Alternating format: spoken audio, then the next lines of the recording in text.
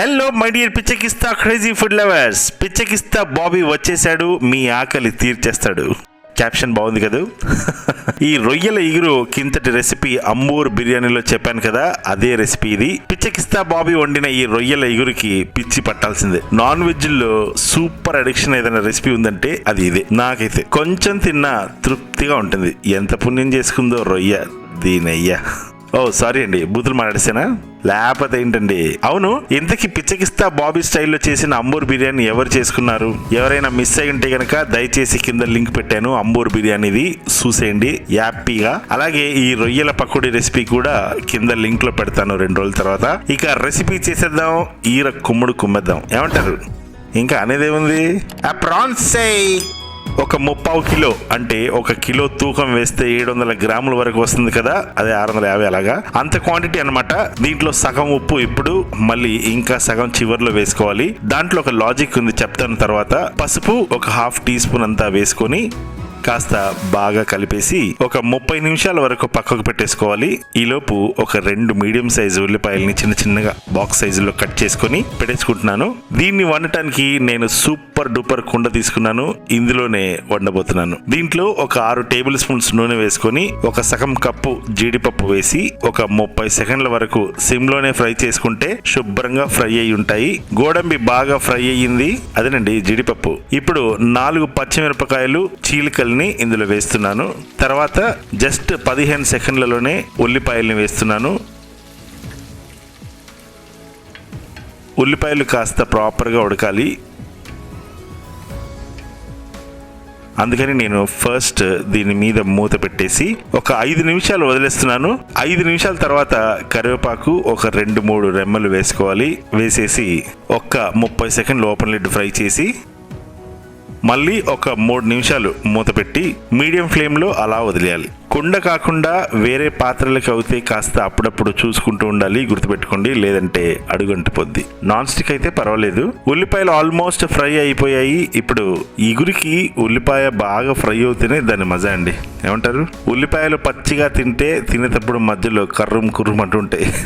అందుకని అలా అవ్వకూడదంటే ప్రాపర్గా ఫ్రై అవ్వనివ్వాలి. ఇప్పుడు అల్లం వెల్లుల్లి పేస్ట్ ఒక 1 టేబుల్ స్పూన్. అల్లం వెల్లుల్లి పచ్చిగా ఉన్న స్మెల్ పోయి కాస్త యమ్మీగా అనిపించే స్మెల్ వచ్చే వరకు ఫ్రై చేశాక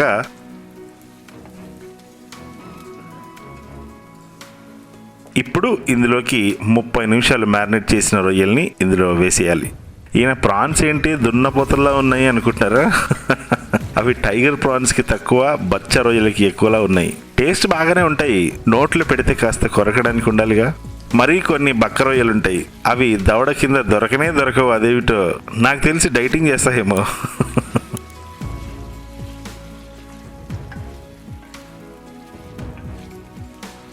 okay, red chilli paste 1 tablespoon వేస్తున్నాను. ఇలా ఎండుమిరపకాయలు కాస్త నీళ్ళలో నానబెట్టి ఇలా ఒక స్పూన్ వచ్చేంత పేస్ట్ చేసుకొని వేసుకున్నాం అనుకోండి, అంతే ఆ సంగతులు. టేస్ట్ కసక్కలా ఉంటుంది. కారం బాగా కలిసాక మూత పెట్టి లో ఫ్లేమ్లో ఒక 5 నిమిషాలు వదిలేయాలి. వావ్, ఏముంది మామ టెక్స్చర్, బాబోయ్. స్టార్ట్ అయ్యింది ఇప్పుడే, ఇంకాసేపు అయితే అరుపులే. సో కారం ఉడికింది, ముక్క ఫ్రై అయ్యింది. ఇక ఇప్పుడు కొన్ని మసాలాలు వేసుకోవాలి. 1 టీ స్పూన్ జీలకర్ర పొడి, 1 టీ స్పూన్ ధనియాల పొడి, 1 టీ స్పూన్ గరం మసాలా. బాద్షా అయినా పర్వాలేదు, లేదంటే యాలుక చెక్క లవంగా మీరు పౌడర్ కొట్టి వేసుకున్నా పర్వాలేదు. ఈ మూడింటిని దీనికి ముడివేసి గ్లాస్ నిండా నీళ్లు తాగిద్దాం. అదేనండి, వాటర్ వేయాలంటున్నాను. 1 గ్లాస్ వాటర్ అయితే చాలు, ఎందుకంటే మొక్క ఉడకాలిగా. ఇక ఇప్పుడు మూత పెట్టేసి జస్ట్ ఒక 5 నిమిషాలు ఉడికించాలి. ఇక స్టార్ట్ అవుతుంది మీ ఇంట్లో ఆ రూమ్లో ఈ రూమ్లో ఉన్న వాళ్ళందరూ గబక్కున కిచెన్లోకి వచ్చి ప్లేట్ పట్టుకొని మీ వంక అలా చూస్తూ వెక్కిలి నవ్వుకుంటూ చూస్తారు, అదే ఎప్పుడెప్పుడు అవుద్దా అని. యాక్చువల్లీ మా అమ్మ ఇంట్లో వండితే నేను అలానే చేస్తాను, నా సంగతి చెప్తున్నాను అనమాట. ఇందాక మీకు ఉప్పు లాజిక్ చెప్తానన్నాను కదా, అది ఏంటంటే ముందు ఉప్పు కొద్దిగా వేసాను కదా, ఎందుకంటే ప్రాన్స్ లో వాటర్ త్వరగా డ్రైన్ అవ్వకుండానే ఫ్రై అవ్వాలి. అందుకే ఒకేసారి దీనికి సరిపడా ఉప్పు వేస్తే రొయ్య బక్క చిక్కిపోయి టైట్ గా డ్రబ్బర్ లాగా అవుతాయి. అది బాగా ముద్దుగా ఉండి మన దవడ కింద ఎంజాయ్ చేస్తుంటే ఆహా, ఆ కథే వేరు.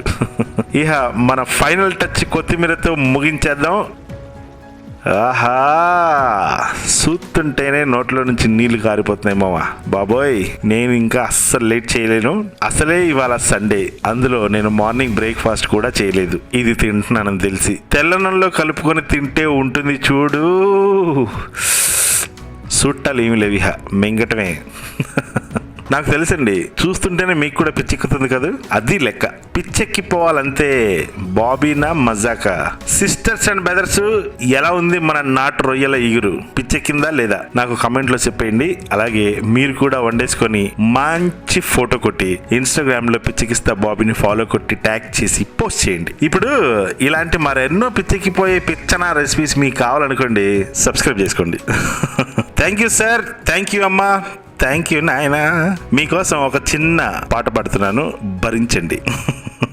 ఆమని పాడవే హాయిగా, మూగవై పూకు ఈ వేళ, రాలేటి పూల రాగాలతో, పూసేటి పూల గంధాలతో, మంచు తాకి కోయిలా మౌనమైన వేళలా, ఆమని పాడవే హాయిగా.